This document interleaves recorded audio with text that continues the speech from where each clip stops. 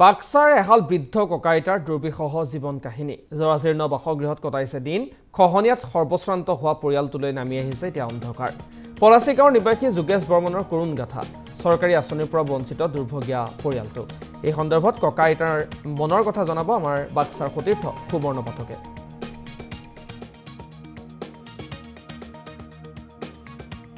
হয় আজি মই দেখুৱাম এটা পৰিয়ালৰ জীৱন গাথা যিটো পৰিয়ালে ভিক্ষা খুজি এতিয়া জীৱন সংগ্ৰাম আগুৱাই নিছে আৰু এই যিহাল বৃদ্ধা দম্পতি হলে ভিক্ষা নকৰিলে লঘনে থাকিবলগীয়া হয় তেনে ধৰণৰ পৰিস্থিতি সৃষ্টি হৈছে প্ৰমোদ বড়ো নেতৃত্বাধীন এই বিটিআৰ চৰকাৰৰ দিনত এই মুহূৰ্তত মই যেহেতু বাক্সা জিলাৰ পাখামাৰাৰ এই পৰিয়ালটোত উপস্থিত আছো আৰু বৃদ্ধা দম্পতি হালে এনেধৰণে ভিক্ষা কৰি তেখেতসকলে জীৱন সংগ্ৰাম কৰিবলগীয়া হৈছে ভাতমুঠি মুকলাবলগীয়া হৈছে আৰু দিৰিং নৈৰ যি নৈ পৰিয়া দিৰিং নৈ দাঁতিত আছে আৰু বাৰিষা নৈত পানী আহিলে তেখেতসকলে উজাগৰে থাকিবলগীয়া হয় এটা জৰাজীৰ্ণ বাসগৃহত তেখেতসকলে বাস কৰে প্ৰথমতে ৰূপমে দেখুৱাইছে চাওক এনেধৰণে এটা জৰাজীৰ্ণ বাসগৃহৰ এইহাল যি বৃদ্ধা দম্পতি এনেধৰণে বসবাস কৰে আৰু লাখুটি নহলে যিগৰাকী ককাগৰাকীয়ে খোজ কাঢ়িব নোৱাৰে লাখুটি লৈ খোজ কাঢ়িব লাগে মই পোনে পোনে তেখেতসকলৰ পৰা কিছু জানিব খুজিম কি নাম আপোনাৰ যোগেশ বৰ্মন কিমান বয়স হ'ল 85 কি কৰি খাই এতিয়া আপোনালোকে খুজি মাগি খাই আছো চৰকাৰীভাৱে একো পোৱা নাই পাও নাই চৰকাৰৰ পৰা একো পাও নাই আমি খালি দে দিম বুলি কয় দিবা নৰে ভোট দি আহিছে নাই আপোনালোকে ভোট দি আছো ইলেকশ্যন আহিলে কি কয় ইলেকশ্যন আহিলে কয় আমাক ভোট দিব লাগব তোমাক আমি 3 পাত ঘৰ দিম পাছত কামটো পাৰি হলি ফ্ৰী নাচায় এতিয়া আপুনি লাখুটি লৈ খোজ কাঢ়ে লাখুটি নহলে নোৱাৰে খোজ কাঢ়িব নোৱাৰো কোনো ৰকম কৰি পেটটো চলাই আছো আৰু ভিক্ষা কৰিব নগলে খাব নাপায় ভিক্ষা নকৰিতো খাবাই নাপাওঁ কাই দিব মোক লৰা নাই আপি দুটা আছিল বিয়া দিছো নালমাটি ভেটাবাৰা আৰু চৰকাৰী ঘৰ বেছি না পোৱা নাই পাও নাই চৰকাৰী ঘৰ পাও নাই আমি তাৰপিছত আপুনি বৃদ্ধা পেঞ্চন পাইছে না পাও নাই চৰকাৰী চাউল পাই নে নাপায় আপোনাৰ চৰকাৰে চাউলৰ প্ৰমাণ পত্ৰ 3 বাৰ 4 বাৰ দিলো দিম কয় পইচা লাগে 2000 কৰি কৰ পৰা পইচা দিবা নোৱাৰো চাউল নেদেই আমাক চাওক এনেধৰণে এতিয়া লাখুটি লৈ এনেধৰণে তেখেতে চলাচল কৰে ভিক্ষা কৰিব যায় লাখুটি লৈ আৰু এগৰাকী আইতা আছে মই আইতাৰ পৰা জানিব খুজিম আইতা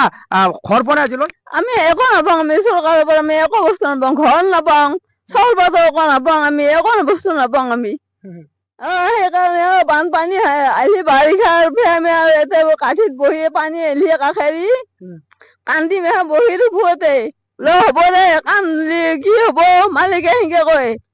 এতিয়া ভিক্ষা কৰি খাই আপোনালোকে ভিক্ষা কৰি খাওঁ আৰু লাজ কৰিলে কি হব আৰু মালিকে একছে গলে যায় মই ওচৰকে যাওঁ কভাত ওচৰখিনি আনলি মই দিনতে খাওঁ আৰু মালিকে আহিলে ৰাতি অলপ গধুৰ হয় সেনেকে খাই থাকো আৰু ভিক্ষা নকৰিলে খাব নাপায় ভিক্ষা নকৰিলে খাব নাপাওঁ আমি ভিক্ষা নকৰিলে নাপাওঁ আমি খাবা ইলেকশ্যন আহিলে ভোট দিয়ে না নিদিয়ে দিওঁ কিয় ভোট নিদিম ভোট দিওঁ আমি ভোট দি আহো ভোট দিওঁতে আমি ঘাটি নকৰো আমি ইলেকশ্যন আহিলে কি কয় ইলেকশ্যন আহিলে কি কব দিম বুলি কয় বোলে এইটো গেলিয়া দিম দে তোক যি লাগে সেয়ে দিম সেনেকে কয় চাউল পাই নাই চৰকাৰী চাউল নাপাওঁ আমি একো নাপাওঁ চাউল পাত একো নাপাওঁ আমি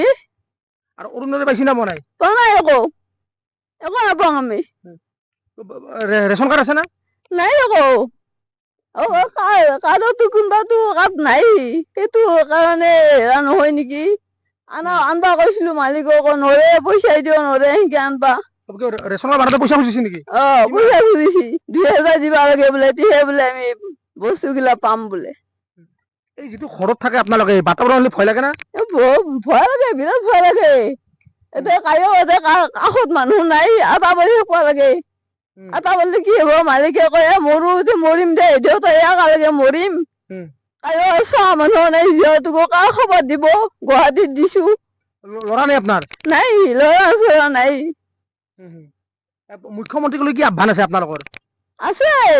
বস্তু অলপ পাবাক লগিন অলপ কিবা পালি অলপ মনটো অলপ ভাল লাগিল হয় বাৰিষা দিন আহিলে আপোনালোকৰ শুব নোৱাৰে, নদীত পানী আহে। নদীত কান্ধা কাৰে পাৰো যেনেকে কাৰে ঢৌ কাৰে পানী কাৰে মাটিমাহ খহি খহি গৈছে কাৰে কান্ধা পাইছে। সেইকাৰণে আমাৰ কাষত থকা মানুহখিনি নদী পাৰে উঠি গৈছে একেবাৰে। আৰু ভিক্ষা কৰিব নগ'লে লগতে থাকে নেকি? ভিক্ষা নকৰিলে নাপাওঁ আমি খাবা, লগতে পাৰিব। আজি দুখ লাগছে আপোনাৰ? বিৰাট দুখ লাগব, এলাৰ কথা মনত বিৰাট দুখ লাগে। আপুনি কেতিয়াবা চকুৰ পানী ওলাই থাকে গাৰুত, গাৰু এখাজামান ভিজি থাকে। গোটেই সুখ হৈছে। আমাৰ কিয় এনেকে ভগৱানে কিয় এনেকে দুখ দিছে, এইটো মনত বিৰাট দুখ হৈছে। চাওক ৰূপমে দেখুৱাইছে আইতাজনীয়ে এতিয়া চকুৰে পানী নিগৰিছে, কাৰণ দুখত ভাঙি পৰিছে। কাৰণ আজি পৰ্যন্ত যি চৰকাৰী ঘৰ, এই চৰকাৰী ঘৰৰ পৰা বঞ্চিত হৈ আছে এই বৃদ্ধা দম্পতীয়াল, এই ককা আইতাই ভিক্ষা কৰি ভাতমুঠি মোকলাই আছে। কিন্তু চৰকাৰীভাৱে যেনে ধৰণৰ সা সুবিধা পাব লাগিছিল দৰিদ্ৰৰ বাবে, যিসমূহ আঁচনি আছে, ন আঁচনি, সেই আঁচনিসমূহৰ পৰা কিন্তু বঞ্চিত হৈছে। চৰকাৰী চাউল নাপায়, অৰুণোদয় নাপায়, এটা চৰকাৰী ঘৰ পাবলৈ সক্ষম নহয়। কিন্তু নিৰ্বাচন আহিলে ইয়াত যিসকল নেতা নেতাসকলে আহে আৰু বিভিন্ন প্ৰতিশ্ৰুতিৰে ভোট ভিক্ষা কৰিবলৈ ভোট দিয়াৰ পিছত এইসকল লোকক পিঠি দিয়ে। আৰু আজি পৰ্যন্ত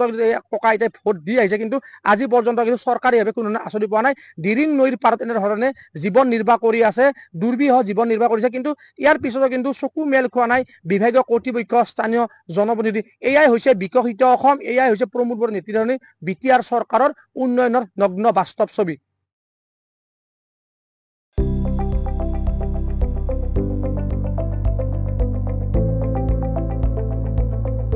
NB নিউজ, সহজ সৰল ভাষাত নৱভাৰতৰ কথা।